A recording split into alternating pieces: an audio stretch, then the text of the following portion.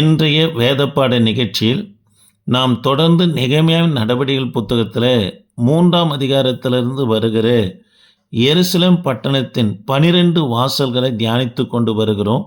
அதற்கு முன்பதாக ஒரு காரியத்தை சொல்லும்படியாக விரும்புகிறேன்.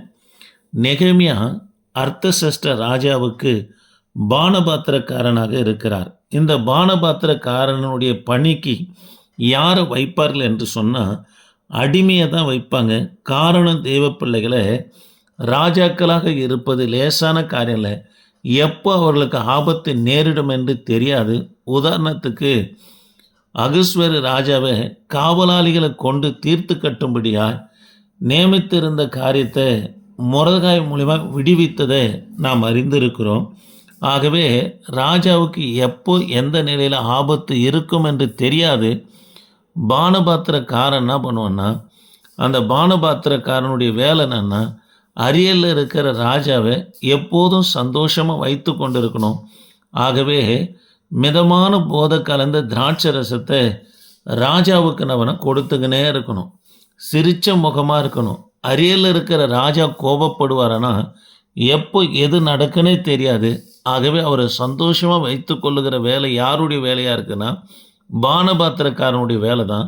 அவன் யாரை அந்த பானபாத்திரக்காரனாக பணிக்கு அமர்த்துவாங்கன்னா அடிமையை தான் அமர்த்துவாங்க. காரணம், ராஜா குடிப்பதற்கு முன்பதாக அந்த திராட்சை ரசத்தை முதலாவது அந்த அடிமை குடிக்க வேண்டும். பானபாத்திரக்காரன் அரியலில் இருக்கிற எல்லாருக்கும் முன்பதாகவும் குடித்த பிற்பாடு தனக்கு ஏதாவது நேரிடுதா இல்லையா, விஷம் கலந்துருக்குதா நஞ்சு கலந்துருக்குதா என்று பார்த்து தான் பிற்பாடு ராஜாவுக்கு கொடுப்பாங்க.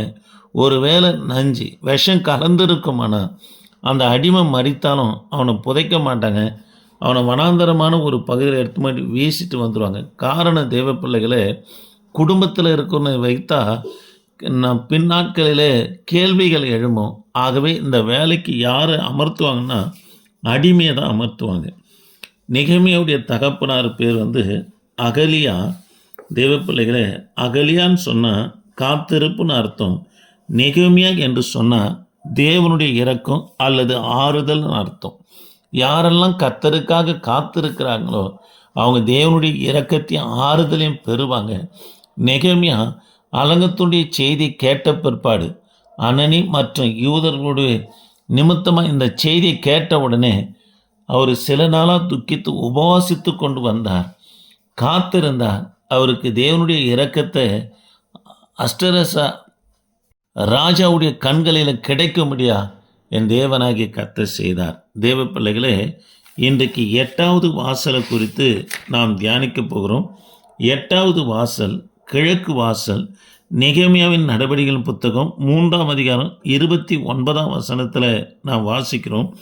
எதற்காக இதுக்கு கிழக்கு வாசல் என்று பெயர் வந்தது என்று சொன்னால், எருசலேம் நகரத்துக்கு கிழக்கு புறமாக இருக்கிறதுனால இதுக்கு கிழக்கு வாசல் என்று பெயர் வந்தது.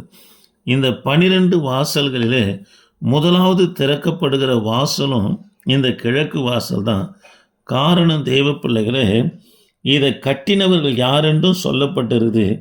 செக்கியாவின் குமாரனாகிய செமையா பழுது பார்த்து கட்டினார் என்று சொல்லப்பட்டிருக்கிறது. இந்த வாசலை காக்கிறவர் யாராக இருந்தார்னா செக்கியா தான் இருந்தார். பொழுது வெடிந்த உடனே இந்த வாசலை முதலாவது திறக்கிற வாசலாக இருந்தாலும் கூட திறக்க மாட்டாங்க. இந்த வாசலுக்கு மேலே இருக்கிற கோபுரத்து மேலே நின்று செக்கையா தூரத்து வரைக்கும் கண்காணித்து கொண்டே வருவார். யாராகிலும் எதிரிகள் எங்காகிலும் பதுங்கி இருக்கிறார்களா என்று சொல்லி பார்ப்பாங்க. பொழுது வெடிய வெளிச்சம் கிடைக்கும். வெளிச்சம் கிடைச்ச பிற்பாடு தூரம் வரைக்கும் பார்ப்பார். ஒருவரும் இல்லாத பட்சத்தில் இந்த வாசலை நபனா திறப்பார். தேவ பிள்ளைகளே, அந்த வாசல் எப்போ திறக்கும் என்று சொல்லி கிழக்கு வாசலுக்கு உள்ளே எருசலேம் மக்கள் வியாபாரத்துக்கு, வேலைக்கு மற்றும் யுத்தத்துக்கு போகிற ஜனங்க காத்திருப்பாங்க. இந்த செக்கையா தூரத்தில் யாராகிலும் அதாவது எதிரிகள் இருக்கிறார்களா என்று பார்த்து திறந்த உடனே எல்லாரும் புறப்பட்டு போவாங்க.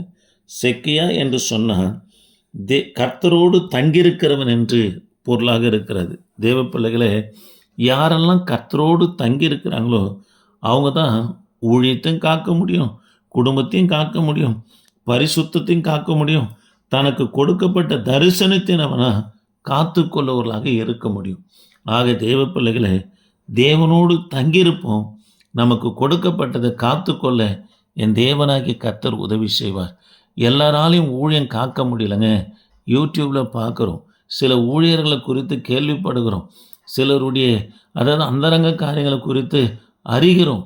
இதெல்லாம் காரணம் என்னன்னா, தேவனோடு தங்கிராத பட்சத்தில் தான் அவங்களுக்குள்ள துணிகரமான பாவத்துக்கு தன்னை ஈடுபடுத்தி ஊழியத்தை காக்க முடியல, தரிசனத்தை காக்க முடியல, பரிசுத்தத்தை காக்க முடியாததுக்கு போகிறதுக்கு காரணம் என்னென்னா, தேவனோடு இருக்கிறது போல இருந்தாலும் கூட அவங்க கர்த்தரோடு இல்லைங்க. கர்த்தரோடு இருந்திருப்பார்லனா அவங்க எல்லாவற்றையும் காக்கிறவர்களாக இருப்பாங்க. அப்போது செக்கையா என்று சொன்னால் தேவனோடு தங்கியிருக்கிறவன். தேவ பிள்ளையே, செமையா பழுது பார்த்து கட்டினார் என்று சொல்லப்படுகிறது. செமையா என்று சொன்னால் இவர் செமையா என்பவர் ஒரு லேவியன். பழைய ஏற்பாட்டில் செமையா என்ற பேரில் 27 பேர் இருக்கிறாங்க. செமையா என்று சொன்னால் கர்த்தர் கேட்டிருக்கிறார் என்று அர்த்தம். அப்போ யாரெல்லாம் கர்த்தரோடு தங்கியிருக்கிறார்களோ, யாரெல்லாம் கர்த்தரோடு தங்கியிருந்து தேவனோடு இருந்து தன்னை காத்து கொள்ளுகிறார்களோ, அவங்களுடைய விண்ணப்பங்களை என் தேவனாகிய கர்த்தர் கேட்கிறவராக இருக்கிறார். ஆக இந்த வார்த்தையை கேட்கிற எனக்கு அன்பான தேவனுடைய பிள்ளைகளை, கர்த்தரோடு தங்கிருங்க. உங்களுக்கு கொடுக்கப்பட்ட தரிசனத்தை, ஊழியத்தை, ஆத்துமாக்களை, ஊழியத்தின் எல்லைகளை, உங்கள் மனைவி பிள்ளைகளை கர்த்தருக்குள்ளே நீங்கள் காத்துக்கொள்வர்களாக காணப்படுவீர்களா, கர்த்தர் உங்கள் விண்ணப்பங்களையும் கேட்கிற தேவனாக இருக்கிறார். இந்த வார்த்தையை கேட்கிற பிள்ளைங்க சப்ஸ்கிரைப் பண்ணுங்கள். கர்த்தர் உங்களை ஆஸ்வதிப்பார். Praise the Lord. ஆமென்.